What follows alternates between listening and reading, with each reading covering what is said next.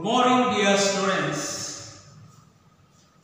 Today we are going to study about the concept of shape of an indifference curve. In last class, we understood the topic of MRS, the marginal rate of substitution. Already you understood the definition of marginal rate of substitution. Marginal rate of substitution is a nothing but if the consumer want to buy one more unit of X good, he can ready to give up some amount of Y good. It is called marginal rate of substitution. Today we are studying about the shape of an indifference curve. Here you can see this diagram. The shape of an indifference curve. Here IC curve is a given. Indifference curve IC.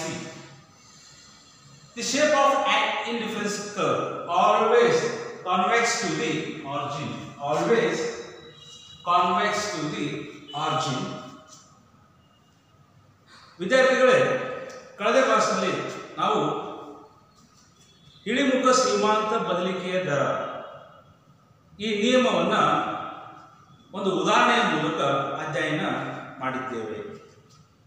ಇಳಿಮುಖ ಸೀಮಾಂತ ಬದಲಿಕೆಯ ದರ, ಇಲ್ಲಿ ಒಬ್ಬ ಅನುಭೋಗಿಯು ಒಂದು ಹೆಚ್ಚುವರಿ X ಘಟಕವನ್ನು ಪಡೆಯಬೇಕಾದರೆ ಮತ್ತೊಂದು ಸರಕು Y ಘಟಕಿನ ಎಷ್ಟು ಪ್ರಮಾಣದಲ್ಲಿ ಬಿಟ್ಟುಕೊಡಲು ಸಿದ್ಧನಿದ್ದಾನೆ ಎನ್ನುವುದಕ್ಕೆ ನಾವು ಕರಿತೀವಿ ಇಳಿಮುಖ ಸೀಮಾಂತ ಬದಲಿಕೆಯ ದರ ಎಂದು ಕರೆಯುತ್ತೇವೆ. ಇವತ್ತಿನ ತರಗತಿಯಲ್ಲಿ ನಾವು ಔದಾಸೀನ್ಯ ವಕ್ರರೇಖೆಯ ಆಕಾರದ ಬಗ್ಗೆ ಅಧ್ಯಯನ ಮಾಡೋಣ. ಔದಾಸೀನ್ಯ ವಕ್ರರೇಖೆಯ ಆಕಾರ ಈಗಾಗಲೇ ನೀವು ಅಧ್ಯಯನ ಮಾಡಿದ್ದೀರಿ, ಅಂದರೆ ಇದರ ಅರ್ಥವನ್ನು ತಿಳ್ಕೊಂಡಿದ್ದೀರಿ. ಔದಾಸೀನ್ಯ ವಕ್ರರೇಖೆ, ಇಲ್ಲಿ ಔದಾಸೀನ್ಯ ವಕ್ರರೇಖೆ ಒಂದೇ ಪ್ರಮಾಣದ ತೃಪ್ತಿಯನ್ನು ನೀಡುವ ಎರಡು ಸರಕುಗಳ ವಿವಿಧ ಸಂಯೋಜನೆಗಳನ್ನು ಪ್ರತಿನಿಧಿಸುವ ರೇಖೆಗೆ ಔದಾಸೀನ್ಯ ವಕ್ರರೇಖೆ ಎಂದು ಕರೆಯುತ್ತೇವೆ. ಔದಾಸೀನ್ಯ ವಕ್ರರೇಖೆ ಎಂದರೆ ಒಂದೇ ಮಟ್ಟದ ಅಥವಾ ಒಂದೇ ಪ್ರಮಾಣದ ತೃಪ್ತಿಯನ್ನು ನೀಡುವ ಎರಡು ಸರಕುಗಳ ವಿವಿಧ ಸಂಯೋಜನೆಗಳನ್ನು ಪ್ರತಿನಿಧಿಸುವ ರೇಖೆಗೆ ಔದಾಸೀನ್ಯ ವಕ್ರರೇಖೆ ಎಂದು ಕರೆಯುತ್ತೇವೆ. An indifference curve is a nothing but is a graph showing a combination of two goods that give the consumer equal level of satisfaction and utility. It is called indifference curve. Once again, an indifference curve is a graph showing a combination of two goods that give the consumer equal level of satisfaction and utility. It is called an indifference curve. ಇಲ್ಲಿ ಔದಾಸೀನ್ಯ ವಕ್ರರೇಖೆಯ ಆಕಾರ. ವಿದ್ಯಾರ್ಥಿಗಳೇ, ಇಲ್ಲಿ ಒಂದು ರೇಖಾಚಿತ್ರ ಇದೆ, ಇದನ್ನು ಗಮನಿಸಿ. ಇಲ್ಲಿ ಒಂದು ಔದಾಸೀನ್ಯ ವಕ್ರರೇಖೆ ಇದೆ, ಅದನ್ನು ನಾವು ಏನು ಕರಿತೀವಿ? IC ಅಂತ ಕರಿತೀವಿ. IC indifference curve. ಈ ಔದಾಸೀನ್ಯ ವಕ್ರರೇಖೆ ಈ ರೀತಿ ಹುಬ್ಬಿದೆ. ಇಲ್ಲಿ ಇದು ಯಾವಾಗಲೂ ಮೂಲಕ್ಕೆ, ಅಂದರೆ ಈ ಒಂದು ರೇಖಾಚಿತ್ರದಲ್ಲಿ OX ಮತ್ತು OY OX ಇದೆ. ಈ OYX ಇಲ್ಲಿ O ಇದೆ, ಇದು ಮೂಲಕ್ಕೆ P ನ ಮಧ್ಯವಾಗಿರುತ್ತದೆ. ಔದಾಸೀನ್ಯ ವಕ್ರರೇಖೆ ಮೂಲಕ್ಕೆ P ನ ಮಧ್ಯವಾಗಿರುತ್ತದೆ. ಇಲ್ಲಿ ನಿಮ್ಮ ಒಂದು ಪರೀಕ್ಷೆಯಲ್ಲಿ ಬಿಟ್ಟಷ್ಟ ಒಂದು ಪ್ರಶ್ನೆಯನ್ನ ಕೇಳಲಾಗುತ್ತದೆ. ಔದಾಸೀನ್ಯ ವಕ್ರರೇಖೆಯು ಡ್ಯಾಶ್ ಡ್ಯಾಶ್ ಅಂತ ಕೇಳಲಾಗುತ್ತದೆ. ಅಲ್ಲಿ ಔದಾಸೀನ್ಯ ವಕ್ರರೇಖೆಯು ಮೂಲಕ್ಕೆ P ನ ಮಧ್ಯವಾಗಿದೆ ಅಂತ ನಾವು ತಿಳ್ಕೋಬೇಕು. ಇಲ್ಲಿ ಔದಾಸೀನ್ಯ ವಕ್ರರೇಖೆ ಮೂಲಕ್ಕೆ P ನ ಮಧ್ಯವಾಗಿರಲು ಕಾರಣವೇನು? Why it happens convex to the origin indifference curve? Because of the MRS, marginal rate of substitution. ಇಲ್ಲಿ ಈ ಔದಾಸೀನ ವಕ್ರರೇಖೆ ಮೂಲಕ್ಕೆ ಪಿನ ಮಧ್ಯವಾಗಿರಲು ಪ್ರಮುಖ ಕಾರಣ ಏನು ಅಂದರೆ ಇಳಿಮುಖ ಸೀಮಾಂತ ಬದಲಿಕೆಯ ದರ. ಇಳಿಮುಖ ಸೀಮಾಂತ ಬದಲಿಕೆಯ ದರ ಆ ಒಂದು ಕಾರಣಕ್ಕಾಗಿ ಈ ಔದಾಸೀನ ವಕ್ರರೇಖೆ ಮೂಲಕ್ಕೆ ಪಿನ ಮಧ್ಯವಾಗಿರುತ್ತದೆ. ಈಗಾಗಲೇ ಅಧ್ಯಯನ ಮಾಡಿದ್ದೇವೆ ಇಳಿಮುಖ ಸೀಮಾಂತ ಬದಲಿಕೆ ದರ. ಅನುಭೋಗಿಯು ಇಲ್ಲಿ ಎಕ್ಸ್ ಘಟಕದ ಸರ್ಕಲ್ ಎಚ್ ಪಡೆಯಲು ಮತ್ತೊಂದು ಸರ್ಕಲ್ ವೈ ಘಟಕವನ್ನು ಬಿಟ್ಟು ಕೊಡುತ್ತಾನೆ, ಅಂದ್ರೆ ತ್ಯಾಗ ಮಾಡ್ಕೋತ ಬರುತ್ತಾನೆ. ತ್ಯಾಗ ಮಾಡುವ ಸಂದರ್ಭದಲ್ಲಿ ಈ ಸರಿನ ಪ್ರಮಾಣ ಹೆಚ್ಚಾಗುತ್ತಾ ಹೋಗುತ್ತದೆ, ಈ ಸರಿನ ಪ್ರಮಾಣ ಕಡಿಮೆ ಆಗುತ್ತದೆ. ಹಾಗಾಗಿ ಐ ಸಿ ಅಂದ್ರೆ ಔದಾಸೀನ ವಕ್ರರೇಖೆ ಯಾವಾಗಲೂ ಮೂಲಕ್ಕೆ ಪಿನ ಮಧ್ಯವಾಗಿರುತ್ತದೆ. ಕಾರಣ ಈ ಇಳಿಮುಖ ಸೀಮಾಂತ ಬದಲಿಕೆಯ ದರ. ಆದರೆ ಇಲ್ಲಿ ಈ ಔದಾಸೀನ ವಕ್ರರೇಖೆ ಮೂಲಕ್ಕೆ ಪಿನ ಮಧ್ಯವಾಗಿರುತ್ತದೆ. ಕೆಲವು ಸಂದರ್ಭದಲ್ಲಿ ಈ ಪರಿಪೂರ್ಣ ಬದಲಿ ಸರಕುಗಳು ಇರ್ತವೆ. ಅಂತಹ ಒಂದು ಪರಿಪೂರ್ಣ ಬದಲಿ ಸರಕುಗಳ ಇದ್ದ ಸಂದರ್ಭದಲ್ಲಿ ಔದಾಸೀನ ವಕ್ರರೇಖೆ ಮೂಲಕ್ಕೆ ಪಿನ ಮಧ್ಯವಾಗಿರುವುದಿಲ್ಲ, ಅದು ಸರಳ ರೇಖೆ ಆಗಿರುತ್ತದೆ. ಇಲ್ಲಿ ನೋಡಿ ಐಸಿ ಅಂತ ಇದೆ, ಒಂದು ಸರಳ ರೇಖೆ ಆಗಿದೆ. ಇಲ್ಲಿ ಯಾಕೆ ಅಂದ್ರೆ ಬದಲಿ ಸರಕುಗಳು, ಪರಿಪೂರ್ಣ ಬದಲಿ ಸರಕುಗಳು ಅನುಭೋಗಿಗೆ ಒಂದು ಸರಕಿನ ಬದಲಾಗಿ ಮತ್ತೊಂದು ಸರಕು ಅನುಭೋಗಕ್ಕೆ ಮಾರುಕಟ್ಟೆಯಲ್ಲಿ ಲಭ್ಯವಿರುತ್ತದೆ. ಕಳೆದ ಕ್ಲಾಸ್ನಲ್ಲಿ ನಾವು ಉದಾಹರಣೆ ಹೇಳಿದ್ದೇವೆ, ಚಹಾ ಅಥವಾ ಕಾಫಿ, ಸಕ್ಕರೆ ಅಥವಾ ಬೆಲ್ಲ, ಜೋಳ ಅಥವಾ ಸಜ್ಜೆ ಇತ್ಯಾದಿ ಒಂದರ ಬದಲಾಗಿ ಮತ್ತೊಂದು ಸರಕು ಲಭ್ಯವಿರುತ್ತದೆ. ಇಲ್ಲಿ ಪರಿಪೂರ್ಣ ಬದಲಿ ಸರಕುಗಳು ಅವಲಂಬ ಅಂದ್ರೆ ಒಂದು ಅನುಭೋಗಿಗೆ ಲಭ್ಯ ಇದ್ದಾಗ ಈ ಮೂಲಕ್ಕೆ ಪಿನ ಮಧ್ಯವಾಗಿರುತ್ತದೆ. ಕಾರಣ ಇಳಿಮುಖ ಸೀಮಾಂತ ಬದಲಿಕೆ ದರ. ಆದರೆ ಇಲ್ಲಿ ಈ ಒಂದು ರೇಖಾಚಿತ್ರವನ್ನು ಗಮನಿಸಿದ ವಿದ್ಯಾರ್ಥಿಗಳೇ, ಔದಾಸೀನ ವಕ್ರರೇಖೆ IC indifference curve straight line. ಇಲ್ಲಿ ಔದಾಸೀನ ವಕ್ರರೇಖೆಯು ನೇರವಾಗಿದೆ. ಕಾರಣ ಪರಿಪೂರ್ಣ ಬದಲಿ ಸರಕುಗಳು ಇದ್ದಾಗ ಈ ಔದಾಸೀನ ವಕ್ರರೇಖೆ ನೇರವಾಗಿರುತ್ತದೆ. ಇಲ್ಲಿ ಬದಲಿ ಸರಕುಗಳು ಈಗಾಗಲೇ ಅಧ್ಯಯನ ಮಾಡಿದ್ದೇವೆ. ಇದನ್ನು ನಾವು ಒಂದು ಉದಾಹರಣೆ ಮೂಲಕ ಇಲ್ಲಿ ಅಧ್ಯಯನ ಮಾಡೋಣ. ಇಲ್ಲಿ ಈ ಔದಾಸೀನ ವಕ್ರರೇಖೆ ಪರಿಪೂರ್ಣ ಬದಲಿ ಸರಕುಗಳು ಲಭ್ಯ ಇದ್ದಾಗ ಆ ಆಕಾರ ನೇರವಾಗಿರುತ್ತದೆ. ಇಲ್ಲಿ ಅನುಭೋಗಿಗೆ ಎರಡು ಸರಕುಗಳು ಲಭ್ಯವಿದೆ. ಇಲ್ಲಿ ಅನುಭೋಗಿ 5 ರೂಪಾಯಿ ನೋಟುಗಳು ಪ್ರಮಾಣವಿದೆ, 5 ರೂಪಾಯಿ ನಾಣ್ಯಗಳ ಪ್ರಮಾಣ ಇದೆ. ಇಂತಹ ಸಂದರ್ಭದಲ್ಲಿ ಅನುಭೋಗಿ 5 ರೂಪಾಯಿ ನೋಟುಗಳ ಪ್ರಮಾಣ ಸಂಖ್ಯೆಯನ್ನು ಹೆಚ್ಚು ಹೊಂದಬೇಕು ಅಥವಾ 5 ರೂಪಾಯಿ ನಾಣ್ಯಗಳ ಪ್ರಮಾಣದ ಸಂಖ್ಯೆಯನ್ನು ಹೆಚ್ಚು ಹೊಂದಬೇಕು ಎಂಬ ಒಂದು ಗೊಂದಲಕ್ಕೆ ಈಡಾಗುತ್ತಾನೆ. ಸಾಮಾನ್ಯವಾಗಿ ಗ್ರಾಹಕರಾಗಿರ್ಬೋದು, ಅನುಭೋಗಿಗಳಾಗಿರ್ಬೋದು, ಅಥವಾ ನೀವು ಆಗಿರ್ಬೋದು, ಅಥವಾ ಯಾರೇ ಆಗಿರಲಿ, ಸಾಮಾನ್ಯವಾಗಿ ಜನರು ಈ ತಮ್ಮ ಬಳಿ ಒಂದಿಷ್ಟು ನಗದು ಹಣವನ್ನು ಇಟ್ಕೊಳ್ತಾರೆ. ಅದು ಯಾವ ರೂಪದಲ್ಲಿ ಅಂತಂದರೆ ನೋಟಿನ ಪ್ರಮಾಣದಲ್ಲಿ ನಗದು ರೂಪವನ್ನು ಇಟ್ಕೊಳ್ತಾರೆ.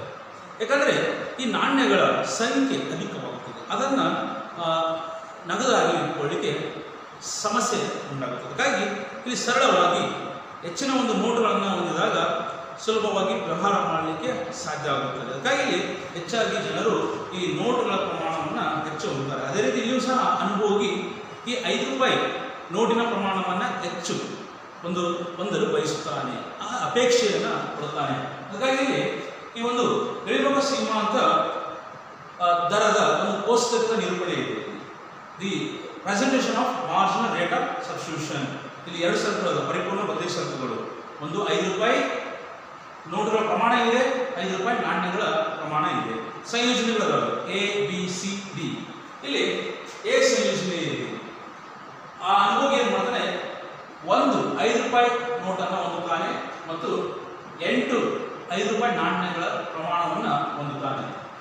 ಆದರೆ ಇಲ್ಲಿ ಇಳಿಮುಖ ಸೀಮಾಂತ ಬದಲಿಕೆ ದರ ನೀಡಿದೆ, ಯಾವುದು ಏನೂ ಇಲ್ಲ. ಕಾರಣ ಮೊದಲನೆಯ ಒಂದು ಸಂಯೋಜನೆ. ಇನ್ನು ಎರಡನೇ ಸಂಯೋಜನೆ ಅಂದರೆ ಬಿ ಸಂಯೋಜನೆಯಲ್ಲಿ ಒಂದು ಹೆಚ್ಚುವರಿಯಾಗಿ 5 ರೂಪಾಯಿ ನೋಟನ್ನು ಹೊಂದಲು ಅಪೇಕ್ಷೆ ಕೊಡುತ್ತಾನೆ. ಅವಾಗ ಬಿ ಸಂಯೋಜನೆಯಲ್ಲಿ ಅನುಭೋಗಿ 2 5 ರೂಪಾಯಿ ನೋಟಿನ ಪ್ರಮಾಣವನ್ನು ಹೊಂದುತ್ತಾನೆ ಮತ್ತು 7 5 ರೂಪಾಯಿ ನಾಣ್ಯಗಳ ಪ್ರಮಾಣವನ್ನು ಹೊಂದುತ್ತಾನೆ. ಇಲ್ಲಿ ಇಳಿಮುಖ ಸೀಮಾಂತ ಬದಲಿಕೆ ದರ 1:1. 1:1. ಇಲ್ಲಿ 1:1 ಯಾಕಿದೆ ಅಂದರೆ ಅನುಭೋಗಿ ಒಂದು ಹೆಚ್ಚುವರಿ 5 ರೂಪಾಯಿ ನೋಟನ್ನು ಹೊಂದಲು ಕೇವಲ 1 5 ರೂಪಾಯಿ ನಾಣ್ಯವನ್ನು ತ್ಯಾಗ ಮಾಡಿದ್ದಾರೆ. ಅದಕ್ಕಾಗಿ ಇಲ್ಲಿ ಅನುಪಾತ 1:1. ಇನ್ನು ಸಿ ಸಂಯೋಜನೆ 3 5 ರೂಪಾಯಿ ನೋಟನ್ನು ಹೊಂದಲು ಅಪೇಕ್ಷೆ ಕೊಡುತ್ತಾನೆ ಮತ್ತು 6 5 ರೂಪಾಯಿ ನಾಣ್ಯಗಳನ್ನು ಹೊಂದಲು ಅಪೇಕ್ಷೆ ಕೊಡುತ್ತಾನೆ.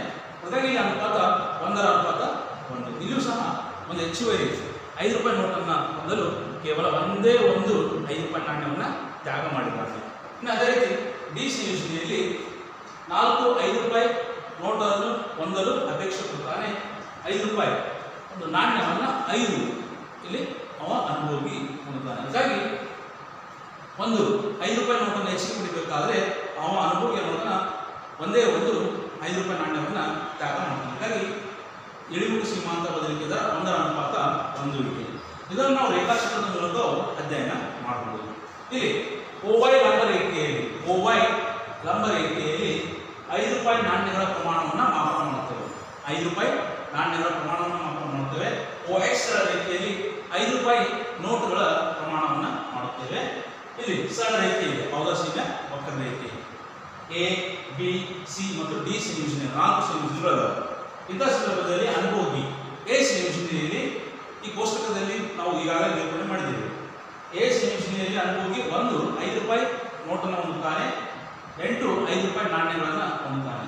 B ಸಂಯೋಜನೆಯಲ್ಲಿ ಒಂದು ಹೆಚ್ಚುವರಿ ನೋಟನ್ನು ಅಪೇಕ್ಷೆ ಪಟ್ಟಾಗ ಆ ಅನುಭೋಗಿ B ಸಂಯೋಜನೆಯಲ್ಲಿ 2 5 ರೂಪಾಯಿ ನೋಟನ್ನು ಹೊಂದುತ್ತಾನೆ, 7 5 ರೂಪಾಯಿ ನಾಣ್ಯಗಳನ್ನು ಹೊಂದುತ್ತಾನೆ.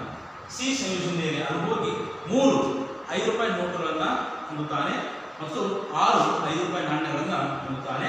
ಡಿ ಸಂಯೋಜನೆಯಲ್ಲಿ 4 5 ರೂಪಾಯಿ ನೋಟಿನ ಪ್ರಮಾಣವನ್ನು ಹೊಂದುತ್ತಾನೆ ಮತ್ತು 5 ರೂಪಾಯಿ ನಾಣ್ಯಗಳನ್ನು ಹೊಂದುತ್ತಾನೆ. ಈ ರೀತಿಯಾಗಿ ಅನುಭೋಗಿ ಒಂದು ಹೆಚ್ಚುವರಿ ನೋಟಿನ ಪ್ರಮಾಣವನ್ನು ಬಯಸಿದಾಗ ಅಥವಾ ಅಪೇಕ್ಷೆ ಪಟ್ಟಾಗ ಅಥವಾ ಹೊಂದಲು ಅಪೇಕ್ಷೆ ಪಟ್ಟಾಗ ಇಲ್ಲಿ 1 ಅನುಪಾತದಲ್ಲಿ ಅವ ಏನು ಮಾಡ್ತಾನೆ 5 ರೂಪಾಯಿ ನಾಣ್ಯವನ್ನು ತ್ಯಾಗ ಮಾಡ್ತಾನೆ.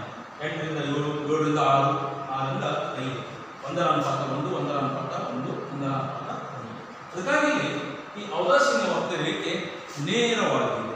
ಇದು ಮೂಲಕ್ಕೆ P ನ ಮಧ್ಯವಾಗಿದೆ. ಯಾಕೆ ಇಲ್ಲಿ 2 ಷರತ್ತುಗಳು ಪರಿಪೂರ್ಣ ಬದಲಿ ಷರತ್ತುಗಳಾಗಿವೆ. ಅದಕ್ಕಾಗಿ ಔದಾಸೀನ್ಯ ವಕ್ರರೇಖೆ ನೇರವಾಗಿದೆ.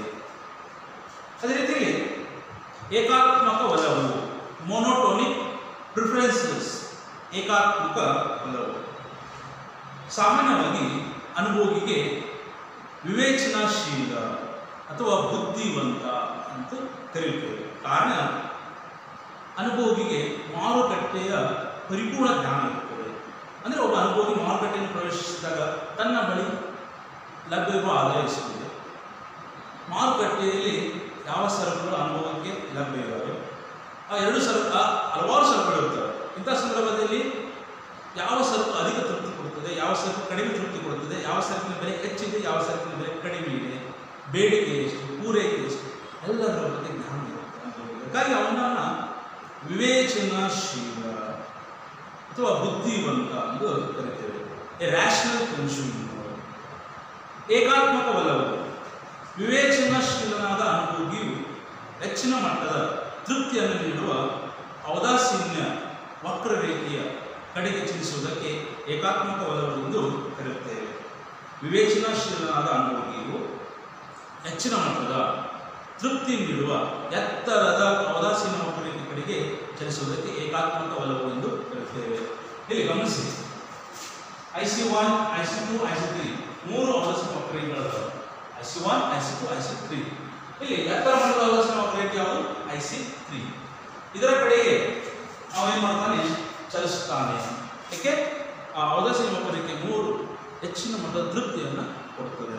ಹಾಗಾಗಿ ಇಲ್ಲಿ ಏಕಾತ್ಮಕ ಒಲವು ಅಂದರೆ ಮತ್ತೊಂದು ಸಲ ಹೇಳ್ತೇನೆ, ವಿವೇಚನಾಶೀಲನಾದ ಅನುಭೋಗಿಯು ಹೆಚ್ಚಿನ ಮಟ್ಟದ ತೃಪ್ತಿಯನ್ನು ನೀಡುವ ಎತ್ತರದ ಔದಾಸೀನ್ಯ ವಕ್ರರೇಖೆ ಕಡೆಗೆ ಚಲಿಸುವುದಕ್ಕೆ ಏಕಾತ್ಮಕ ಒಲವು ಎಂದು ಹೇಳ್ತಾನೆ. ಪರೀಕ್ಷೆಯಲ್ಲಿ 1 ಅಂಕದ ಪ್ರಶ್ನೆಗೆ ಈ ಪ್ರಶ್ನೆಯನ್ನು ಕೇಳಲಾಗುತ್ತದೆ. ಏಕಾತ್ಮಕ ಒಲವು. ಮೊನೋಟೋನಿಕ್ preferences is nothing but a rational consumer always prefers more of a good as it offers the consumer a higher level of satisfaction. It's called monotonic preferences. A rational consumer always prefers more of a good as it offers the consumer a higher level of satisfaction. It's called monotonic preferences. ಇಲ್ಲಿ ಇವತ್ತಿಗೆ ನಾವೇನು ಮಾಡಿದ್ವಿ, ಈ ಔದಾಸೀನ್ಯ ವಕ್ರರೇಖೆ ಆಕಾರವನ್ನು ಅಧ್ಯಯನ ಮಾಡಿದ್ದೇವೆ. ಅದೇ ರೀತಿ ಏಕಾತ್ಮಕ ವಲಯವನ್ನು ಅಧ್ಯಯನ ಮಾಡಿದ್ದೇವೆ. ಇನ್ನು ಮುಂದಿನ ತರಗತಿಯಲ್ಲಿ ಔದಾಸೀನ್ಯ ವಕ್ರರೇಖೆಯ ನಕ್ಷೆ ಮತ್ತು ಅದರ ಲಕ್ಷಣಗಳನ್ನು ಅಧ್ಯಯನ ಮಾಡೋಣ. ಧನ್ಯವಾದಗಳು.